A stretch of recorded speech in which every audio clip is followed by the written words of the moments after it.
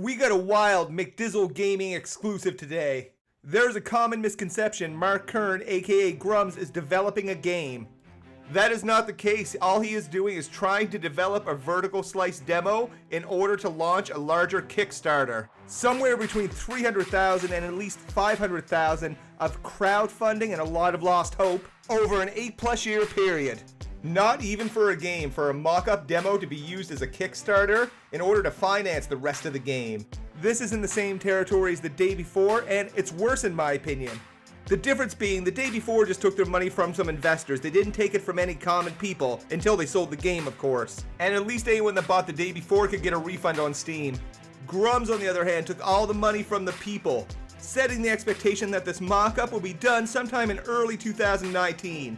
He had all the funding that was needed to meet that goal, right? Actually, he had way more than enough, and we're going to talk about that. In today's video, we're going to talk about why the catastrophic crowdfunded project known as Ember is a huge scam. After you check out this video, I'd love to know your thoughts. Ember being the spiritual successor to a game that him and his team already made. Misleading people and overall being a menace has brought us to where we are at today. I don't think it's really been laid out in this chronological order before in a way that makes a whole lot of sense, so I hope you enjoy it. Crowdfunding is fine, but you gotta be honest and you gotta deliver, and he did neither. Let's talk about Grummz. A dose of Buckley said it best is that it's like a combination of grime and scum. Kinda like the stuff you might find in your oven if you don't clean it enough. He is best known for being fired from his own company and spending over $3 million in a bus that didn't do anything.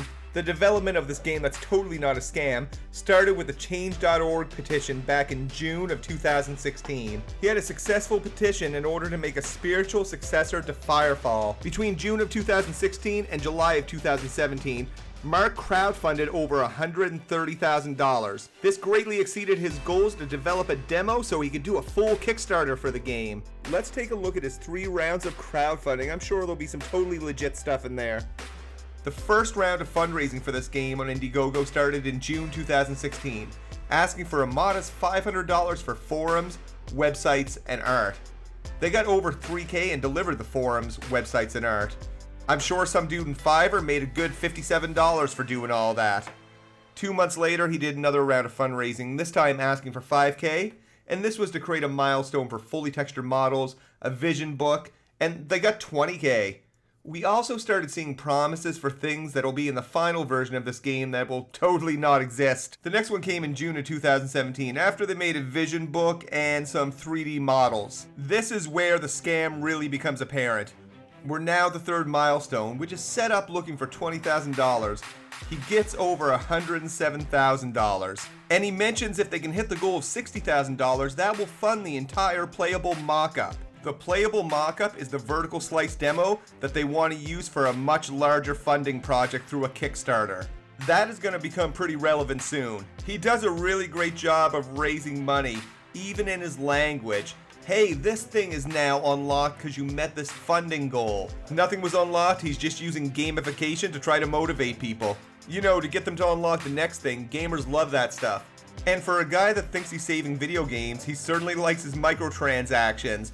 From all sorts of skins to packages ranging from $15 here to like $1,500. I signed up for his website because it told me I can get a free skin, so let's go check out this free skin here.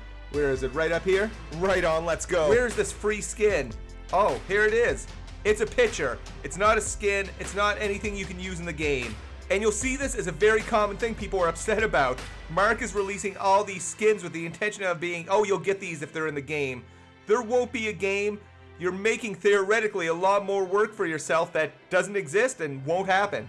Games like Star Citizen sell the stuff, except you can use things in the game. If you buy a spaceship, you can fly that spaceship. This is just a waifu art. He continues to sell those expensive packs, as well as what amounts to pretty much NFTs. Just selling random pictures of stuff that will never be in the mock-up or the game. Now it's going to be a 100-player multiplayer game, after originally going to be a single-player game apparently. Sometime before May of 2019, Mark has a Patreon set up for the game. Well, I should correct myself, it's not for a game. It's for a vertical slice demo to do a Kickstarter to get that one last big score. Now, we do not have exact numbers for how many people are in his Patreon. However, we have seen the number 900 quoted, and that would make sense. Of course, that number's not going to be exactly 900. It's going to go up, it's going to go down, it could be lower, it could be higher. But let's use it as a baseline to crunch some numbers. At 900 Patreon subscribers at $7.95 a subscriber, that's $85,860 a year. You times that by 5 years, that's $429,300. Gotta get paid, those games don't not make themselves. Let's say for argument's sake, it was just half that. That's still over $200,000. Of course, that's spread over the last 5 years. But Mark did confirm that 100% of those funds are meant to go towards the development of this demo. But wasn't that what the $60,000 was for? He also started developing a tabletop game.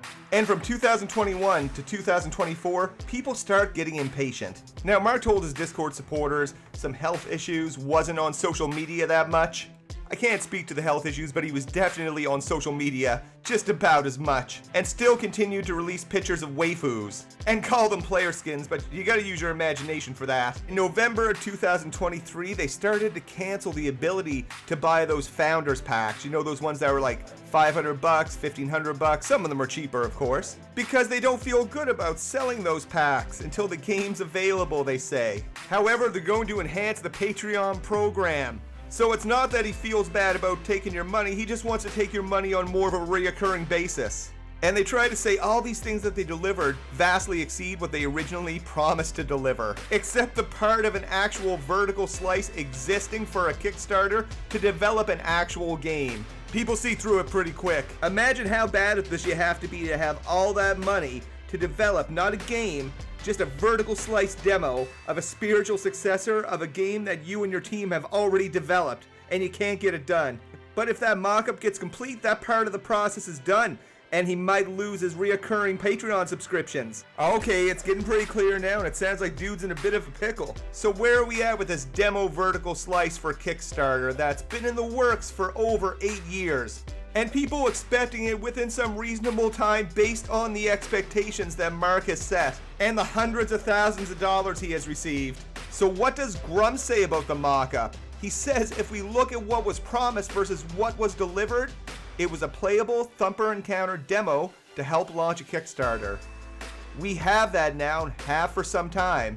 Okay, so they say they have that item now. The problem with it is that it's full of placeholder graphics, placeholder AI, and not very polished or fun yet. Alright, that doesn't sound like it's done to me. It's bad. The mock-up / vertical slice demo is nowhere close to being complete. As of a few weeks ago, he's upset about his Patreon subscribers decreasing. You know, those Patreon subscribers that are being used to fund the development of this little tiny vertical slice. That he lied and said that $60,000 of that $100,000 Indiegogo would fully fund that playable mock-up, and said it would be done in 6 to 8 months back in 2018. He's likely made at least 5 times the amount of that $60,000 that was initially the milestone for that mock-up. These type of Indiegogo campaigns should have a little bit more financial transparency that he's definitely not giving, nor is he willing to give. 8 years and at least hundreds of thousands of dollars, upwards of over $500,000 to show nothing for even a vertical slice demo is wild. And the big heist is the Kickstarter. His estimate of 6 to 8 months from the end of the third Indiegogo to develop that vertical slice for the Kickstarter was off by, half a decade, maybe a decade. We'll have to see. How long do you think it would take him to develop a game or mismanage all the money? What would come first? Let's say he's successful in developing his vertical slice that he's happy with launching a Kickstarter for. If it's taken him 8 years to put this actual mock-up out, how long do you think it would take him to make a game? Or how much money? Bro would look for millions and spend all the money and just die. I don't mean that in a bad way. He's 57 years old. It's taken him over 8 years to get the demo not even done yet. That game's not getting completed in his lifetime. Let's hear what some folks have to say about this. This comment's interesting and touches on the legality of it a little bit. The backers have completely upheld their ends of the contract, funding all milestones tenfold over.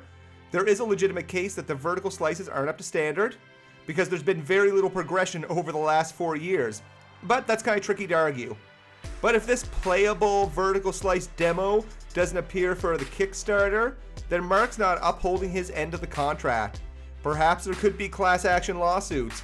and they bet the receipts wouldn't be flattering. I bet you they wouldn't be. I took a quick look at the terms and conditions. The first point here, make good faith efforts to fulfill the perks associated with your campaign in the time frame that you communicate to contributors, and prioritize fulfillment of those perks.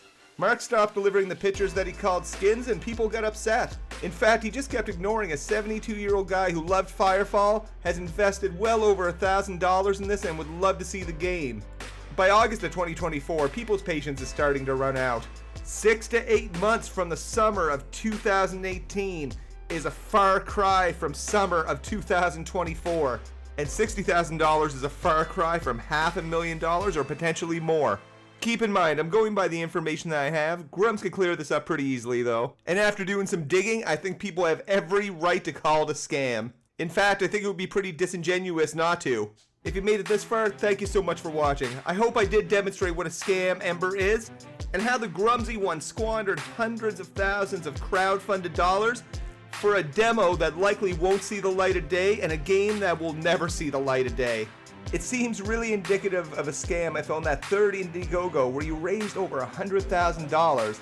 At that $60,000 mark you say, hey, that's enough to fund the whole vertical slice. In fact, as we know now, he got a lot more money than that.